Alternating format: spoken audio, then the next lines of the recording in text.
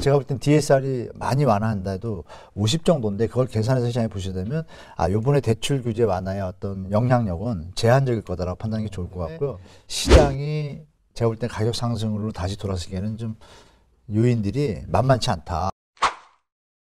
대선 이후 부동산은 어떻게 될까 궁금하시는 분들 많을 텐데요. 이번 시간엔 한문도 연세대 금융부동산학과 교수님 모시고 이야기 나눠보겠습니다. 안녕하세요. 네, 안녕하세요. 네, 교수님.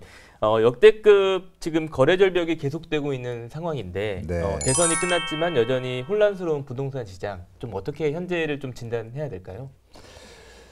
현재 상황은 일단 고점을 지나서 저는 이제 하향 안정화로 되는 초입이라고 판단합니다. 네. 그 이유는 여러 가지 지표들 중에 결정적인 게 이제 거래량과 전세가의 어떤 동향이 제일 큰데요. 네네. 그게 이제 뭐 전문가들이 다 아는 뭐 학자분들도 아시고 기본적인 팩트입니다. 일단 거래량이 감소 현상이 일시적인 게 아니라 추세로 이어지면 그거는 이제 하향 안정화, 하방 압력이 강하다고 봐야 되고요. 전세가율이 받쳐주지 못하면은 아시는 바와 같이 뭐 갭 투자, 뭐 레버리지 투자의 여력이 약해집니다. 약해지고 그만큼 또 전세가에 대한 부담으로 인해서 월세 수요로 전환되면서 매매 수요로 넘어가는 수요가 또 감소하는 효과까지 있죠. 이런 것들이 물리면서 일단 거래 절벽이 지금 나타나고 있는데 거기다 추가적으로 이제 정부 정책이나 공급 정책하고 또 대외 여건도 있지 않습니까? 금리 인상과 대출 규제라는 기본적인 큰 프레임 때문에 네. 제가 볼 때 현재 상황은 시작된 거라고 저는 보고 있고 제가 볼 때는 보수적으로 시장에 대처하는 게 좀 좋다고 보고 있습니다. 거래가 양이 지금 현격하게 줄었는데 네. 실제적으로 좀 얼마나 좀 줄었다고 좀 서울 아파트의 평균 거래량이 2006년도 노무현 정부 시절에 처음 데이터 통계를 공식화했고 그전에는 이제 다른 지표로 이제 체크를 했었는데 그럼 벌써 한 18년 가까이 되잖아요. 16년, 17년 됐는데 그 통계를 통산해 보면은 서울 월 평균 거래량이 아파트만요. 네. 한 6,000에서 6,200건이 평균 선입니다. 그러면 또 재작년에 기억나시지만 영끌할 때 그때 이제 15,000건 뭐 10,000건 막 이랬어요. 그러니까 경기가 좋거나 어떤 큰 이슈가 있으면은 7, 8천, 9천, 만대를 갑니다. 그리고 박근혜 정부 때 빚내서 집 사라 이 시절에도 만대를 많이 찍었습니다. 월에. 그런 추세에서 네. 벗어나지 않는 것이 정상적인 시장인데 작년 9월부터죠. 네. 9월부터 갑자기 9월, 10월 2,000대로 갑자기 툭 떨어집니다. 네. 거래량이. 그러더니 11월, 12월에는 1,000대로 떨어졌습니다. 1,170, 1,130. 진짜 많이 떨어졌네. 이것이 이제 4개월이 연속되니까 이거 추세가 너무 그러면 1월, 2월도 만약에 1,000대, 2,000대에서 머문다라면 이건 시장은 완연하게 수요가 완전하게 돌아섰다 심리가라고 했었거든요. 그런데 실제로 1월, 2월도 지금 1,000대입니다. 3월마저도 지금 1,000대일 가능성이 9월부터 높아요. 지금 3월까지. 네, 그래서 그 전에 기억나시지만 11월, 12월 이때만 해도 다른 일부 전문가들은 뭐라고 얘기를 했냐면 비수기라서 그렇다고 얘기를 했어요. 그렇죠. 보통 시기가 그거는 있으니까. 팩트가 아닙니다. 왜냐하면 비수기인 시절에도 말씀드린 제가 6,000건이라고 그랬잖아요. 그 전년 동월에는 다 5,000, 4,000건이었습니다. 그러니까 이거는 분명히 틀린 거죠. 시장 팩트가. 그리고 3월이 되면 이사철이라고 했는데 또 1,000대예요. 네. 그러면 이제는 거래량 절벽 수준이 심각하다라고 판단하는 게 맞는 것 같습니다. 매물에서 비교를 해서 말씀드리면 서울의 아파트 매물이 지금 한 4만 대에서 4만 4천, 5천 대 왔다 갔다 하거든요. 네. 지금 말씀드린 대로 거래량이 1,000개라는 얘기는 4만 3천 개나 3만 9천 개가 거래가 안 된다는 얘기잖아요.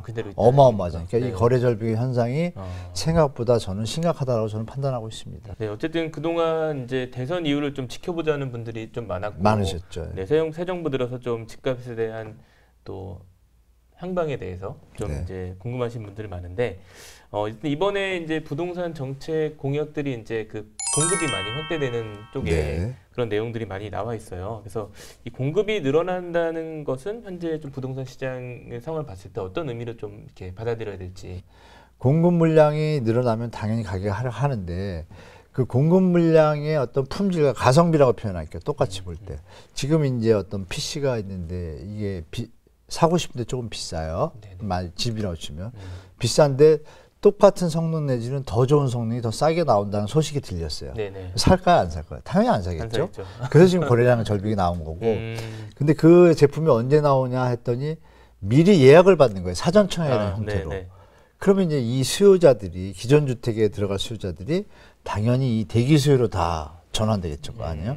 그럼 기존 주택 분들은 그러면 내가 들고 와서 나중에라도 팔겠다고 생각을 하면 되는데 지금 경제 상황이나 사이클 상황을 보면 지금 파는 게 맞거든요. 근데 매물까지 또 늘어난 거예요. 그래서 그러니까 이런 여러 가지 요인들을 종합해 보면 지금의 공급은 하방 압력에 강력한 역할을 할 것이다. 네. 당장 입주 물량이 아니더라도. 그리고 추가적으로 하나 말씀드릴 게 공급 물량에는 신규도 있지만 네네. 공급 대책도 있는 데다가 기존의 재고주택이 지금 늘어나고 있다 그랬잖아요.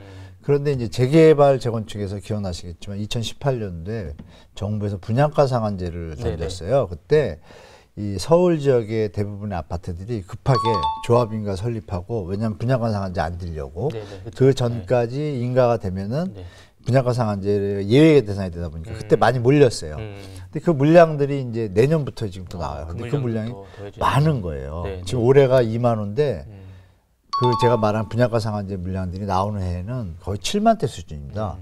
그러니까 신규 물량에다 도심 자체 물량 이런 것들 다 종합해 보시면 공급 물량이 어마어마하겠구나 생각보다 지금까지 좀 모자랐지만 그런 시기가 지금 점점 다가오고 있다. 이걸 좀 보시고 시장에 접근하는 게 좋을 것 같습니다. 또 시장에서 이제 양도세 완화에 대한 그런 기대감이 좀 있는데 또 양도세 중과하니까 한시적으로 좀 배제가 되면 물량이 더 나올 수도 있잖아요. 더 나오죠. 그런 측면에서 보면은 더 이렇게 그 물량이 많아지면 가격 하방 압력이 더 강해지죠. 그런 측면은 어떻게 보면 될까요? 그러니까 이제 양도세 완화에 대해서 시장에서는 이제 물론 언론이나 이런 데서 좋다, 뭐 시장 분위기 좋아진다 이러는데 재건축에 대해서는 좀 이따 다시 한번 세부 사항을 말씀드리겠지만 양도세 완화에 대해서 지금 벌써 현재 1가구 일시적 이주택자분들이 아시겠지만 양도세 비과세 되는 제한적인 물량들이 좀 있습니다. 그분들이 지금 물량이 계속 늘어나잖아요. 그분들이 지금 파시려고 하는 거거든요. 그런데 양도세 그분들이 완화가 된다 해서 물건을 내놓는다고 가정하면 근데 시장 분위기가 물량은 또 나올 거고 그러면 제가 만약에 한 수요자 입장에서 만약에 소유주예요. 한 집은 있고 하나를 팔아야 되겠다고 생각을 했는데 가격을 지금도 잘 안 팔리는데 조금 있으면 다주택자 물량이 나온다 그러면 이 집이 어떻게 팔릴까요? 당연하죠. 더 싸게 내놔야 되거든요. 그러니까 이 부분을 알기 때문에 시장이 제가 볼 땐 가격 상승으로 다시 돌아서기에는 좀 요인들이 만만치 않다. 그래서 시장의 신호는 좋은데 실제 내용 팩트를 들어가 보면 다주택자 물량이 많고 현재 재고 매물도 많고 근데 매수자는 줄고 시장이 녹록지 않다라는 걸 판단하셔야 될 것 같습니다. 제 생각에. 그래서 그런 부분을 같이 좀 추세적으로 보시는 게 좋을 것 같습니다. 2주택자, 3주택자분들 중에서 이 부분들은 사실 양도세 완화한다고 바로 물건을 많이 내올 것 같지는 않아요. 왜냐하면 지금 경기가 안 좋고 여력이 있는 분들이라면 양도세라는 건 팔아야 되는 것인데 지금 2년 유예가 나왔을 때 파는 것이 합리적인지 아니면 6년, 7년 들고 갈 분도 계실 거 아니에요?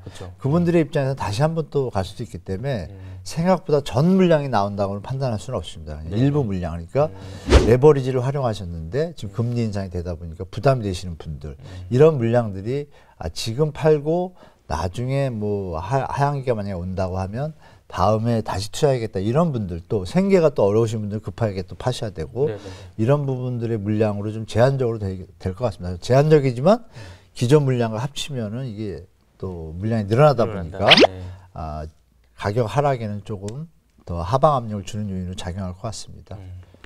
또 이제 그 뭐 공약 중에 이제 공시가격 환원과 종부세, 재산세 이런 통합도 있잖아요. 이렇다면 어쨌든 보유세를 조금 감면해 주는 그런 내용일 텐데 그러려면 또 다주택자분들이 좀 세금이 좀 줄어드는 거니까. 종부세는 사실 집권 여당이 172석이기 때문에 통과하기가 쉽지는 않습니다. 다만 과세 이연 그러니까 매각이나 지금 납부할 능력이 안 되시는 분들이 이 매각이나 상속 시에 내는 과세 이연 제도 그거는 좀 도움이 될 것 같아요. 시장에 그런 정도하고 공시가격 현재에서 공정시장 가액비라는 게 있어요. 그 부분을 현재 95%까지 올라갔는데 그거를 그냥 멈추는 거. 그것은 이제 그 법을 고치지 않고도 가능하거든요.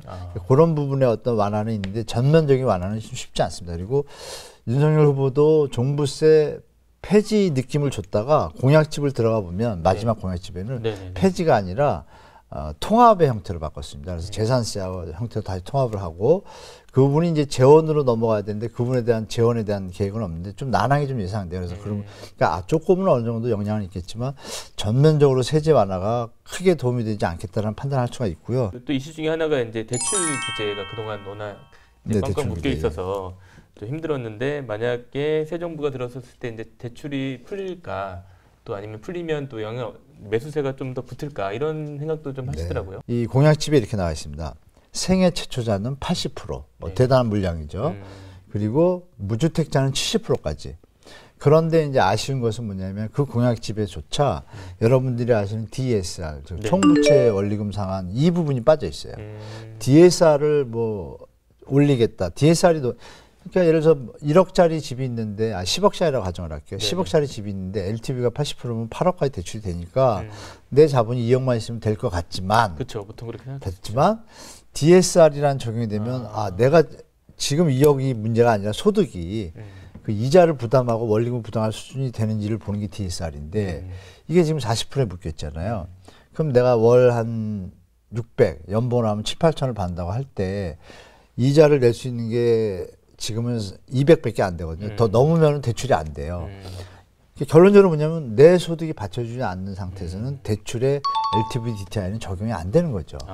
이런 부분이 고소득자에게는 조금 해당이 될 수도 있겠지만 네, 연봉이 많으신 분들은 좀 유리할 것 같고 근데 이제 대다수의 서민이나 뭐 무주택자분들한테는 크게 해당이 안 되는 상황인데 만약에 DSR을 이 야당 여권 후보였던 이재명 후보가 DSR을 좀 늘려주자 청년층과 무주택자 뭐 생애 최초는 했는데 그것도 10% 폭이었거든요. 그러니까 제가 볼 땐 DSR이 많이 완화한다 해도 50 정도인데 그걸 계산해서 시장에 보셔야 되면 이번에 대출 규제 완화의 어떤 영향력은 제한적일 거다라고 판단하는 게 좋을 것 같고요. 결정적으로 뭐냐면 이 총부채 원리금 상한 이 제도가 아시는 바와 같이 우리가 그 글로벌 금융위기 때 G20이 모여가지고 협약을 했잖아요. 바젤 협약이라고 해서 국제금융협약인데요. 거기에 보면 가계비출 대중의 여신 비중을 은행에서 100원을 빌려줬을 때 여신 비중을 115%로 계산하는 게 통과가 돼서 지금 은행 입장에서는 가계대출보다는 기업대출은 또 그 비중을 85%로 계산합니다. 그럼 여러분들이 아시는 뭐 지불 준비율을 계산할 때 대손충당비율을 계산해 보면 가계대출보다는 기업대출로 선회할 수밖에 없게 전 세계가 움직이고 있어요. 이런 영향이 있기 때문에 함부로 가계대출을 늘린다고 했을 때 은행의 신용도가 은행 간의 거래에서 콜 거래를 하잖아요. 콜금리로. 여기서 좀 불이익을 받습니다. 은행 입장에서는. 이런 복합적인 부분이 있기 때문에 이 쉽게 대출 규제가 뭐 예전에 우리 박근혜 정부 때 좀 투자를 활성화하는 차원의 그 수준까지 가기 힘들다. 제한적으로 풀릴 거다라고 보시는 게 좀 합리적인 판단일 것 같습니다. 한은보고서에서 그 주식과 채권과 부동산에 대해서 그 금융 취약성 지수라는 것을 종합해서 합니다. 이게 오래됐는데요. 발표는 잘 안 해요. 보고서에만 있는데 거기에 이제 주식하고 채권 시장을 체크를 해보니까 그게 한 13개 항목을 가지고 43개 디테일을 합쳐가지고 나온 지수거든요. 그래서 좀 정확합니다. 정확한데 대한민국의 주식과 채권 시장, 뭐 국채 시장부터 다 있잖아요. 이거는 50, 60으로 좀 안정선이에요. 그 수치가 0에서 100까지거든요. 100까지인데 0이면 아주 안정적이고 50이면 이제 조금 조심해야 되는 거고 100이면 이제 극한에 다다른 수치인데 101이 없습니다. 100이 끝인 수치인데 작년 12월 보고서에 이제 2달 전 보고서잖아요. 네, 부동산 금융 취약성 지수가 100입니다. 100. 끝까지 갔네요. 네. 이게 뉴스에 좀 많이 안 나왔거든요. 그래서 저는 그걸 보고 그때부터 제가 이게 뭘 의미하냐. 조금 더 가면 위험한 상황에 도래할 걸 이제 아는 거죠. 금융권에서. 그래서 아시는 바와 같이 총량 줄이고 금융위원회에서는 고승범 위원장이 전세 대출마저 총량제 늘려고 하고 있거든요. 이런 전체적인 흐름 속에서 이 정책을 바라봐야지 대통령이 바뀌셨다고 해서 이게 100% 막 잘 되고 이게 좀 장밋빛으로 보시기에는 조금은 여건이 그렇지가 않다라는 걸 같이 보시는 게 좋을 것 같습니다.